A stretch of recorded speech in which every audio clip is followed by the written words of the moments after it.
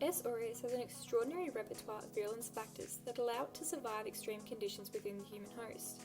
By having such a large repertoire, it would be reasonable to think that it is some type of superbug and that humans are quite vulnerable to severe S. aureus infection. Surprisingly, S. aureus maintains fine control of virulence expression and for the most part rarely causes severe infection in previously healthy individuals. For S. aureus to successfully cause disease, it must go through the 4 stages of bacterial pathogenesis: exposure, adhesion, invasion, and infection.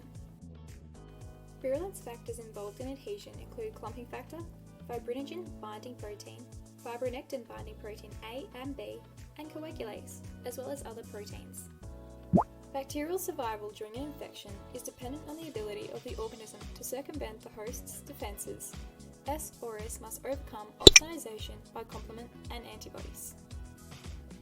S. aureus avoids opsonophagocytosis by expressing on its surface a capsule, clumping factor A, protein A, and a number of complement inhibitors, all of which inactivate or prevent host opsonins from binding or targeting the bacterium for destruction. Another host defense that S. aureus must avoid is the neutrophils. S. aureus deploys a number of strategies to resist neutrophil killing.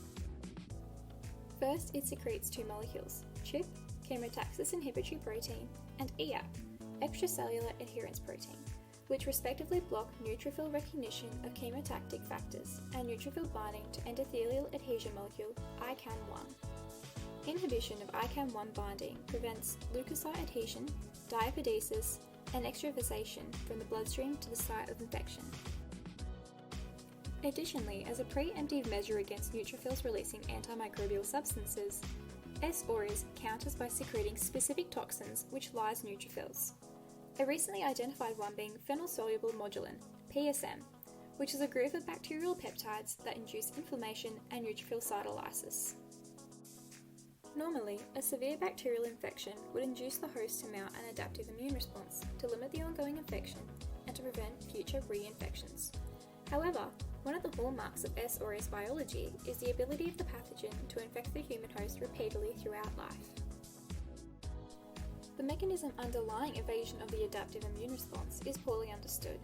However, studies have shown that staphylococcal enterotoxins, toxic shock syndrome toxin, TSST, and EAP could all alter T-cell functions by targeting the T-cell receptor activation pathway. This has been identified as a tactic devised by S. aureus to prevent development of long-term memory.